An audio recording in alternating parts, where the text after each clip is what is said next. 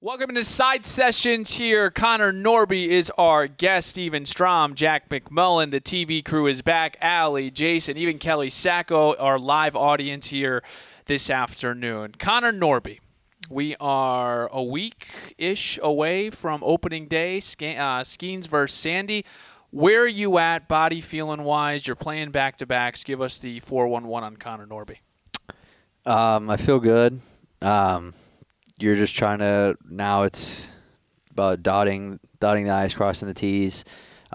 Still getting a lot of quality work in. Good expression there. I like that. Good start.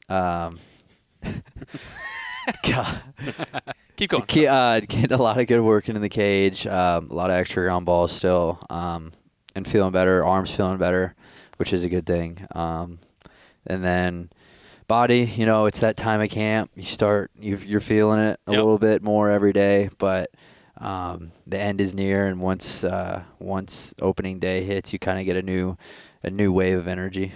So offensively, and then we'll go Jack. 11 hits, 6 RBIs, a home run. How do you feel like your spring is going offensively? Are there still things you're trying to iron out before we get going? Yeah. I've had good springs. I've had bad springs. It's been okay. I've gotten a lot of good work in with what I was trying to do originally in camp with my swing, being flatter and turning better. So both those things I'm pretty much checking off the list. It's now just approach-based stuff, and also just kind of tinkering with where to put my hands, kind of like what feels good, what doesn't, but also is still efficient at the same time. And then it's mostly just that. And then defensively, I feel really, really well, really good over there, making all the throws, making all the right reads. So that feels great. But yeah, feeling good. Mentally, how is this spring different? Obviously, you were in Sarasota the previous couple of springs, and you were, fighting for a job or fighting for that, AAA assignment. You were always fighting for something, versus now it feels like you've got a job, right? You've got a spot on this big league roster. You know you're going to be in the lineup pretty much every day. How has this spring mentally differed from the other ones that you've had? It's funny you say that, because I don't even feel like it's my job. That's essentially the way you're wired. Yeah. And I've said that a couple times before, but it's just how I feel.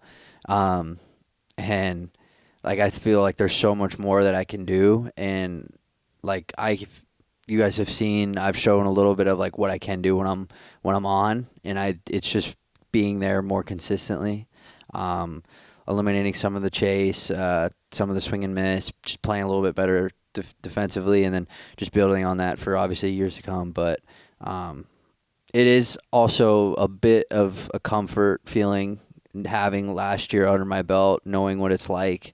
But like I said, there's so much more that I want to do in this game that I'm not a complacent person by any means, and I won't ever be that way. So that's kind of where I've been at, is just showing up, and I'm gonna try to do something better today than I was yesterday. Gotcha. Whether you like it or not, you are going to be the everyday guy at third base, whether you're wired like that or not. And this is probably going to make you uncomfortable too, because you are one of the faces of this franchise now moving forward. Again, whether you think of it as or not, what does that mean to you? When you look at faces of a franchise, how do you think is the right way to carry yourself as the face of a franchise? Doing what I just said. I think I'm not really a huge vocal guy. I'm more of a lead by example. Sure. I've always kind of been that way. But I think hard work is just going to take over, and that's what I've done. That's what I've done my whole life. That's all I focus on, and I love what comes with it, good or bad. Sure. And you learn from the bad, and you also learn from the good. But yeah, it's at the same time, it's a super unique and cool thing to be a part of, or be even mentioned in that sentence. Sure. But I don't look at it like that. That's fair. I just want to win games. I want to keep getting better. I want to be an all-star. I have a lot of goals for myself, for this team. And I think that we can be a lot better than what we've been in the past, and also what we might be predicted at this year. Do you hear the outside noise, and what do you guys talk about as far as a team and maybe using it as fuel? It's been mentioned. Nobody's blind to it. Everybody has social media. You see it everywhere. And I frankly, I don't think anyone cares. I don't. People that write that stuff, they're not here day to day. They can't measure Xavier Edwards, how good he actually is as a player. They can't measure what any of our guys can do fully, or how much they work, how much they care, and they also just don't understand baseball. Like, baseball's a weird and funny sport. They're there, they look at a roster, and this is what their stats were for the whole year, and this is what their record will be. So we don't really care. It's pretty cool, kind of seeing the outside perspective of a team on paper and how that translates into a given season. And we play that game all the time, right? Everybody's looking at the Dodgers. Are they going to ever lose a game? They won today. Are they going to go 162-0? The answer is obviously no. You can build a good-looking roster on paper, but you got to play the baseball games. Who are some of those guys? I mean, you mentioned X. Like, people around the league don't really realize how good Xavier Edwards is at the game of baseball, whether that's second base, whether that's shortstop, or whether that's just putting bat on ball, swing decisions, all of that. Who are some other guys in that clubhouse that you feel like the national baseball fan may not realize how good that guy is? Otto Lopez. Cool. Good name. I think he'll win a Gold Glove this year. We were actually just talking about it 10 minutes ago. Cool. I think he'll win a Gold Glove this year, or he'll at least be a finalist for sure. And then Jonah Bride, if he takes another step. I thought, like I've said before, Nick Fortes, that second half last year was really, really good. Yeah. And then, I mean, it's hard to say certain guys' names because, and like I see what people put on Twitter, Sure. like even now, like this is what their whiff percentage is, blah, blah, strikeout percentage. Like, Sure. Guys are working on stuff right now. Like, we're trying to feel stuff out, figure out what's going to work and what doesn't, and this is the time to try it. So, guy having a huge strikeout rate in spring training or a huge whiff percentage, like, there's not many coaches or even teammates that are too concerned about it because they know what he's trying to accomplish. Yeah. He's trying to work on this, and if it doesn't work, then, we're going to move on to the next thing, and we'll try something else. But this is the time to try it so we can hammer whatever it needs to be hammered once opening day starts and we roll. And even then, it's still a never-ending search. Yep. It is a constant battle to refute people trying to take like these huge takeaways away from spring training. But everybody's going to do it, and I know you guys are always tinkering with stuff. You mentioned at the outset that you had your arm feeling right. And speaking of working on stuff, you're learning third base. You're going to play third base pretty much every day for the Miami Marlins. When you say like the arm is feeling right, is there almost like a little blip in the radar at first where, hey, I got to get used to throwing again every day from that spot, starts to feel a little sore, and then you get back into, I don't know, season arm or something like that? Yeah. I was working all offseason on trying to change my arm angle, be a little bit more over the top, try to get more of backspin instead of second. You can kind of drop down and get more run on the ball, but at third, the run is now in the lane or in the batter's lane, running lane, so the ball's going everywhere. And so I was trying to work on all offseason, trying to create more backspin, kind of like Iron Mike-ish over the top. Sure. Get to camp, and then they're like, no, we actually want you to keep throwing from where you were, but we're going to change you and how your wrist is and your positioning on the ball. And because that's what you're good at, you're comfortable throwing from there. But we're just going to change. Instead of you throwing it like this, we're going to throw it like that. So it's just your wrist positioning, stuff like that. And that's helped me actually a lot, where last year it was I was trying to get used to the different arm angle. Yeah. But I like what we're doing a lot. And it's still incorporating both. Like, you have to have every arm slot as an infielder. Everybody knows that. But I would say, I was just tired, fatigued, getting used to the throw, getting back into baseball shape again. And then, I feel good now. Cool. About a week away from opening day again, Connor Norby with us. So are you a numbers guy as far as personal? Like, can we look at you and ask you, are you a 20 home run guy? Are you looking to hit X amount of home runs? And if you do that, what is an amount that you're looking to hit this year? What's fair? I do set out numbers goals. I'm not going to tell you guys. I haven't wrote them down yet, so I actually couldn't tell you if I wanted to. But shoot for the stars. Sometimes you hit the moon. Okay. I was taught that in high school or in college. My high school or my college coach told me that shoot for something higher than you actually want. Sure. Because if you're constantly driving to shoot for your numbers and you come up just short, you're still probably having a really good year. Yeah. So I remember my last year, my goal was to hit 450. I hit 415. So it's still a pretty good year. Pretty in the good, grand right? scheme. Yeah, I would sign up for that. Yeah, but if you look at the goals, if you technically failed, but if that's why. So I shoot kind of higher than, but I have 2 of your 9 home runs were opposite field, and only 2. Or I'm sorry, 2 of the 9 were pull side. Yeah. And the other 7 were opposite field. What does that tell me, or what sticks out to you about that? He knows where the wind's going that day. No, I'm actually working on pulling the ball a little bit better. But it's not who I am. It's never been who I am. Since I was little, my swing has always been made to go to right center. And as I've gotten older, I've just embraced it, and I'm able to, when I get it, it's gonna be a homer. Sure. But I think it just sets me up for hitting multiple pitches at once, and that's what I want. I want to be. I talk about being bulletproof in the box. Nothing can get you out. You're getting yourself out, but also, or like being prepared for every single pitch and every spot. But yeah, like that's my living. Connor Norby, East Carolina guy. You mentioned you learned that goal in college. ECU, they've got a pretty good arm right now. Norby, is that his name?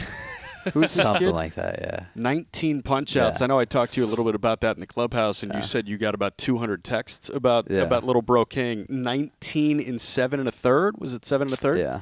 Yeah, something. That's nasty. Yeah, it was pretty good. I know you gave it to me, but give us, like, on camera the 411. Like, what is the scouting report on little bro the arm? He's got what I tell him to throw or what he actually throws. Okay, give us both. Give us what you tell him. He doesn't listen to me actually. So Well, he should. he's got a little two seam. He's got a big slider. That's kind of his best pitch.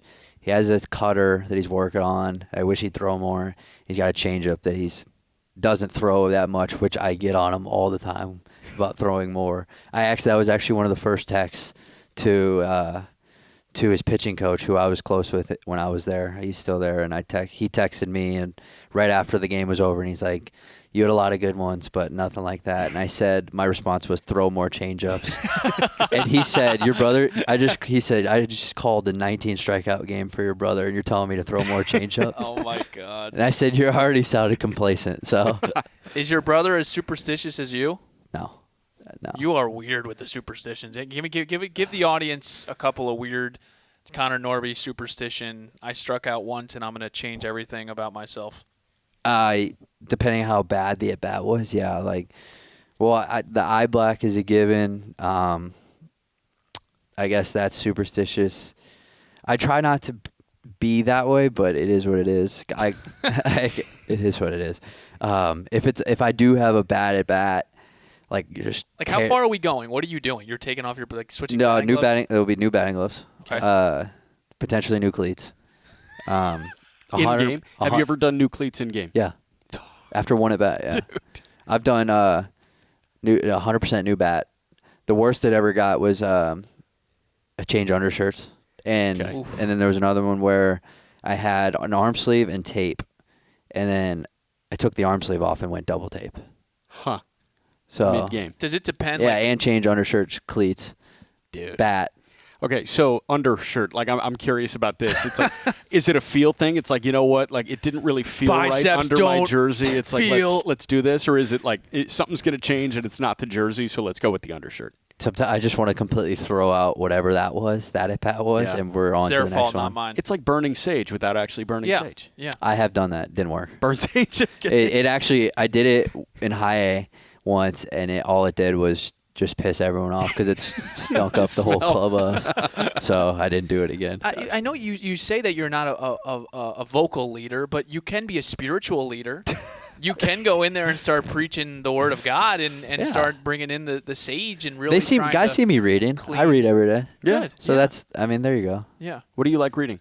I read the Bible. The every Bible. day. Oh, I gotcha. just read a little like half chapter to a chapter every day. Gotcha. That's like right before one of the last things I do before I get on the field. I've got to tell you too, this whole look, I really like this. I love Dude, the hair. I don't know what's going on with the hair. What, I'm trying you and to Jonah get- Bride. I don't know what Jonah. No, Jonah's a straight mullet. Jonah- Mine's like a mix Jonah's of gotta like keep- flow, mullet. I don't like just mess. The Mop. bandana's nice though. I need it right I now. DM'd you and I said the bandana's a good look. You need to keep that.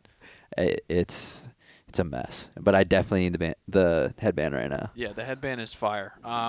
What else you got from a baseball? Because I want to loosen them up with some outside baseball, and then we'll let them go because we're already at 15. I'm good on the baseball thing. Just in or out, short sleeve hoodies. Are they in? I think they're in. They're always in. They seem in. They're the best of both worlds. It's a hoodie, but it's short sleeve, so I'm not getting too hot. I There thought we you'd go. go sleeveless. I have one. Yeah. You do? Okay. Yeah, but this one's. It was a little colder out this morning. Threw this on. Sure. Connor's a great sports fan. I've mentioned that to you, Jack. Does spring training need to start later? As far as the time of the games and Oh when you yes. need to be in here. Yes, because you play all year at 6:40 or 7 o'clock, Yep. whatever. Yep. And you get to here and it's completely flipped. At least the last week, move to night games, Gotcha. so I guys agree. can get into a rhythm, a routine, Sure. leading into the season. You have your walk-up song yet or no? I haven't thought about it. No. Haven't thought it. Do you change that? Is that a superstitious thing? I wouldn't say that's more maybe sometimes it can be for sure, but a lot of times it's just kind of like what I'm feeling at the time. You should come out to like Jack will record a call for you because I don't. We've seen you hit the home run in Washington. We weren't covering that game. You should come out to the first ever broadcast walk-up song where it's just Jack calling, "Drive deep, left center field, Connor Norby, gone." So you're really manifesting this whole thing, intimidating the pitcher coming out. Number one, Connor Visualizing. Norby. You like that? Yeah, visualizing. I like that. Hey, February 2026. Who's winning the Super Bowl? The Vikings. Okay. McCarthy, he's the guy? He is the guy. Okay. I hope he's the guy. Well, I hope he's the guy. Nobody knows how rookie quarterbacks are going to go. Everybody hates him, but Second like year. I love him. Second year, he had a chance to watch Sammy D. Yeah. We can't do this on Marlins. We cannot. We That's can't fine. do Marlins talk. I actually do have one more Marlins thing, and then we'll let you go. Why should Marlins fans be excited to come out and watch this ball club with this group? Because you have a lot of young guys that are trying to prove themselves, make a name, get the experience, and it's a fiery group. It's a group that loves to work. We work really hard. They work really hard, and we're never out of the game. And we showed that at the end last year, especially, and we showed it a little bit this camp too. Where the other day we were down 8-0 after the first 9 batters, didn't even have an out, and after the 4th inning, 5th inning, it was 8-5. Like we'd got one back every inning, and that's us. That's our MO, and we're gonna get the tying run to the plate a lot. And if we get the big swing, like that's what helps. Obviously, that's what the good teams do, and what we're hoping to do and we're training to do. But we're going to be in a lot of those scenarios and those situations this year, and it's going to be a lot of different guys, and I'm excited, and I think Marlins fans should be excited too. Well, dude, we're super pumped to cover you. Second time for me, first time for Jack. Have a great, healthy season first, and I know you don't want to share your numbers with me, or you don't have them, but we have numbers for you, so we'll share with them after we end this Yeah, recording, don't tell okay? me. I'm not going to. Yeah, don't tell me. We hope you achieve yours. Yeah, thank you. All right, guys. Connor Norby, everyone, again, March 27th, Sandy versus Skeens. Make sure to come out. We're super pumped, and we will talk to you next time on Side Sessions.